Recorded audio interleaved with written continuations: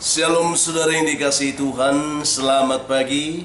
Senang dan bahagia rasanya karena masih bisa menyapa saudara di pagi yang indah ini. Doa dan harapan saya bahwa saudara semua dalam keadaan sehat, dalam keadaan baik tentunya, penuh dengan sukacita diberkati Tuhan untuk sepanjang hari ini. Saudara yang dikasihi Tuhan, sebelum saya menyampaikan renungan ini, seperti biasa saya mengajak saudara untuk mendukung kami dalam pengembangan pelayanan ini dengan selalu mau membagikan renungan ini kepada yang lain dan juga memberi komentar yang baik di link YouTube kami, like dan subscribe video ini saudara sebagai bentuk dukungan saudara untuk pengembangan pelayanan ini. Kami berterima kasih untuk saudara yang sudah melakukannya. Itulah doa harapan kami untuk kita bersama-sama mengembangkan pelayanan ini ke depan. Pagi ini kita bersyukur lagi saudara, kita masih diberi anugerah hari baru oleh Tuhan. Tentu dengan berkat Tuhan yang baru yang bisa kita nikmati juga di sepanjang hari ini. Namun sebelum kita menikmati semua itu, mari saudara kita terlebih dahulu berdoa, memohon kekuatan dan pimpinan Tuhan menyertai kita sepanjang hari. Mari saudara kita berdoa. Bapa, kami mengucap syukur untuk kebaikan dan kasih Tuhan yang sudah menyertai kami sepanjang malam, juga sudah menganugerahkan kepada kami hari baru pagi ini. Berkati dan pimpinlah kami oleh Roh Kudus-Mu Tuhan, sehingga kami boleh berjalan dalam kemenangan Kristus di sepanjang hari ini. Dalam nama Tuhan Yesus kami berdoa. Amin. Saudara yang dikasihi Tuhan, firman Tuhan yang menjadi dasar renungan kita pada pagi hari ini saudara, saya siapkan satu bagian ayat firman Tuhan yang terambil dari kitab Injil Markus pasal yang ke-8 ayat yang ke-36. Saya akan bacakan untuk kita. Demikian bunyi firman Tuhan bagi kita pada pagi hari ini. Apa gunanya seorang memperoleh seluruh dunia tetapi ia kehilangan nyawanya? Ini yang coba kita renungkan pada pagi hari ini saudaraku, untuk membuka hati kita mengerti bagaimana kita bersikap menjalani kehidupan yang kita jalani hari ini. Topik renungan kita pada pagi hari ini adalah nilai hidup kita ditentukan oleh kualitas diri kita. Itu yang saya angkat pagi ini untuk kita renungkan. Saudaraku yang dikasihi Tuhan, di sebuah reuni sekolah, ada beberapa alumni.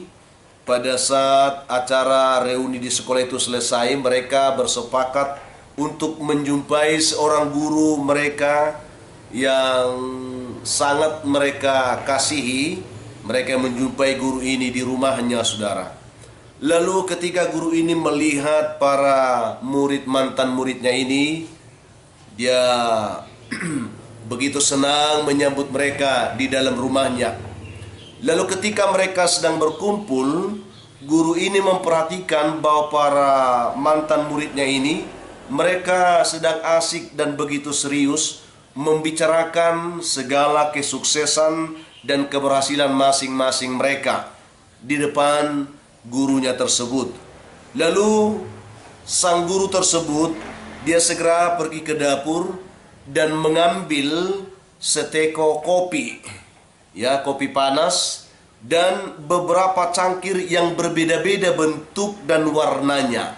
Mulai dari cangkir yang terbuat dari kristal, cangkir yang terbuat dari kaca, melamin, dan plastik.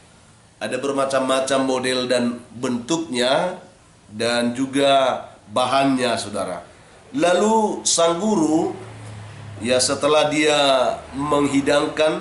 menyediakan kopi dan cangkir di meja, dia menyuruh supaya masing-masing mereka mengambil cangkir dan mengisinya dengan kopi. Tetapi ternyata saudara, semua mereka ini berebut mengambil cangkir yang paling bagus. Diperhatikan oleh gurunya ini.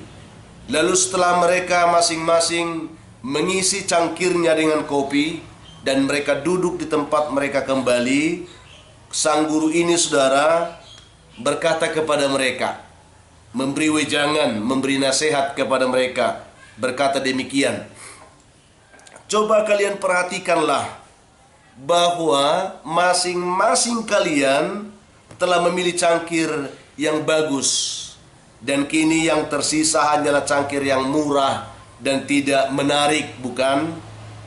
Mereka semua terheran. Lalu dikatakan memang memilih hal yang terbaik itu adalah sesuatu yang wajar dan manusiawi, dikatakan oleh guru ini. Namun persoalannya, ya, ketika kalian tidak mendapatkan cangkir yang bagus, pasti perasaan kalian mulai terganggu. Karena secara otomatis ketika kalian melihat cangkir yang dipegang orang lain, pasti kalian mulai membanding-bandingkan cangkirmu dengan cangkir temanmu itu. Ya, pikiran kalian semua telah terfokus kepada cangkirnya. Padahal dikatakan yang kalian ingin nikmati bukanlah cangkirnya, melainkan kopinya. Bukan begitu? Semua mereka katakan, oh iya pak. Seperti itulah mereka berseru menjawab dari perkataan gurunya. Lalu dilanjutkan lagi saudara. Ingatlah, katanya melanjutkan, hidup kita ini sesungguhnya seperti kopi yang ada di dalam cangkir-cangkir kalian itu. Sedangkan cangkirnya itu adalah seperti pekerjaan, jabatan, dan harta benda yang kalian sudah miliki. Jangan pernah dikatakan membiarkan cangkir mempengaruhi kopi yang akan kalian nikmati ini.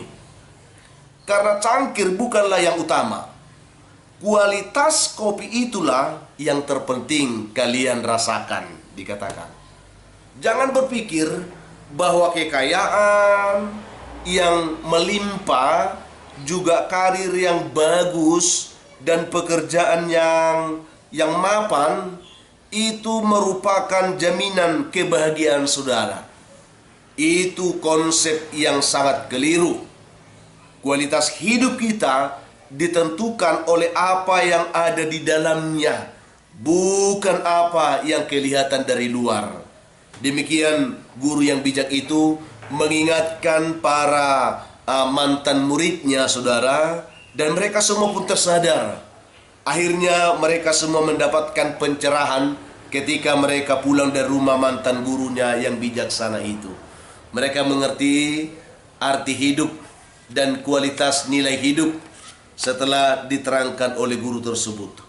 Saudaraku yang dikasihi oleh Tuhan Yesus Kristus, firman Tuhan yang hari ini berbicara kepada kita berkata, apa gunanya seorang memperoleh seluruh dunia tetapi ia kehilangan nyawanya? Apa yang terpenting saudaraku? Hidup ini lebih penting daripada segala sesuatu yang kita gapai dalam dunia ini. Apa gunanya kita memiliki segalanya, namun kita tidak pernah merasakan damai, merasakan sukacita, merasakan kebahagiaan di dalam kehidupan kita? Bukankah itu sesuatu yang sangat menyedihkan kalau kita perhatikan? Ada begitu banyak orang yang berlimpah dengan harta, yang memiliki jabatan yang tinggi, yang memiliki pekerjaan yang bagus, tetapi hidupnya tidak pernah bersuka cita. Tidak ada damai, tidak ada kebahagiaan dalam hidupnya. Bukankah itu sesuatu yang sangat menyedihkan? Ini menjadi sebuah pertanyaan yang harus kita renungkan saudara lewat kebenaran ini, supaya kita memahami bagaimana kita mengerti tentang nilai hidup kita saudaraku. Ya, karena itu sama seperti menikmati kopi yang basi yang disajikan di sebuah cangkir kristal yang mewah dan mahal. Itu seperti itu saudaraku.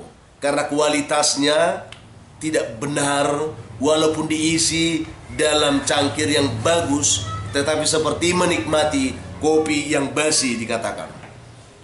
Ingat saudaraku, saya ingin katakan kepada kita pagi ini, kunci nikmatnya kopi bukanlah seberapa bagus cangkir yang kita miliki, tetapi seberapa bagus kualitas kopi yang kita isi ke cangkir itu. Itu yang perlu kita pahami. Kunci nikmatnya hidup ini bukanlah seberapa bagus penampilan kita dari luar, yang dihiasi mungkin dengan baju-baju keberhasilan kita, kekayaan, harta benda, ya, pangkat serta jabatan yang kita miliki. Tetapi bagaimana hati kita selalu penuh dengan syukur dan selalu melimpah dalam sukacita, ya, itulah yang terpenting dalam kehidupan ini. Itulah yang sedang kita capai. Itu yang ingin kita raih, saudaraku. Ya, itu sebab firman Tuhan berkata seperti ini. Kalau kita baca Amsal 4 ayat 23, saudaraku, itu menjadi wejangan yang sangat bagus untuk kita renungkan. Jagalah hatimu dengan segala kewaspadaan, karena dari situlah terpancar kehidupan. Bukan dari luarnya, bukan penampilan luar, saudara. Penampilan parlente dengan semua baju-baju kemewahan yang kita miliki, tetapi hati kita rapuh, hati kita penuh dengan duka cita. Tetapi saudaraku, walaupun penampilan kita sederhana, keberadaan kita tidak semewah orang lain, tetapi ketika hati kita selalu melimpah dengan syukur, penuh dengan sukacita, inilah nilai hidup yang sesungguhnya yang kita harapkan, saudaraku. Sehingga tema dari renungan kita pagi ini, nilai hidup kita itu tentukan oleh kualitas diri kita. Dan kualitas itu dari dalam, saudara, bukan hanya penampilan luar. Ini yang saya sampaikan pagi ini, kiranya menjadi sebuah pembelajaran penting bagi kita pagi ini untuk membenahi diri kita. Kita sedang mencari apa dalam hidup ini, saudaraku? Apa yang sedang kita kejar? Jangan hanya mengejar penampilan-penampilan duniawi, keberhasilan-keberhasilan duniawi. Ya, sementara kehidupan kita dari dalam rapuh dan tidak pernah menikmati sukacita. Nikmatilah hidupmu dengan penuh sukacita, dengan syukur, karena itulah nilai hidup yang benar di hadapan Tuhan. Itu yang saya sampaikan. Mari kita berdoa memohon kekuatan Tuhan memimpin kita hari. Kita berdoa, saudara. Bapa, kami mengucap syukur untuk kebaikan-Mu yang menyapa kami lagi pagi ini dengan kebenaran firman yang kami renungkan. Berkati kami supaya kami memaknai hidup bukan dari apa yang kami dapatkan, tetapi bagaimana kami mensyukuri hidup itu sebagai kualitas diri kami, orang-orang percaya di hadapan-Mu. Berkatilah umat-Mu dimanapun mendengarkan renungan ini. Yang lemah dikuatkan Tuhan, yang berbeban berat diberikan kelegaan, yang putus asa Tuhan beri mereka harapan, yang sedang berduka pun dihiburkan oleh Tuhan. Hamba juga berdoa untuk umat Tuhan saat ini yang mendengarkan renungan ini, yang terbelenggu dengan sakit penyakit, mereka yang sedang terbaring di rumah maupun di rumah sakit, terlebih oleh karena situasi pandemik ini, mereka yang sedang terpapar oleh virus COVID Corona. Tuhan tolong supaya mereka tetap kuat, supaya mereka tetap bersemangat, mereka bangkit bersama dengan Tuhan, mereka boleh diberikan kelegaan, kekuatan, dan kesembuhan dalam nama Tuhan.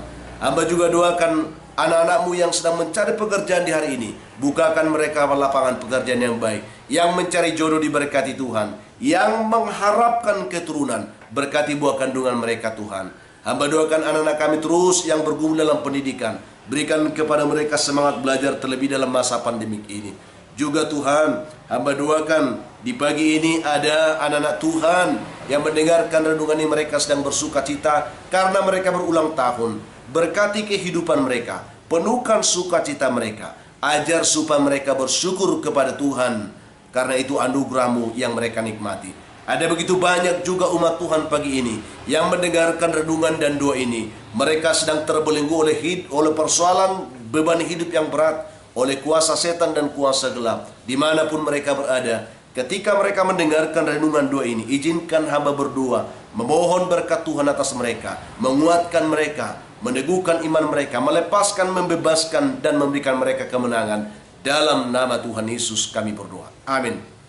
Saudaraku ini kasih Tuhan, apapun keadaan hidup yang mungkin saudara hadapi di hari ini, saya selalu berpesan saudaraku, tetaplah saudara semangat saudara.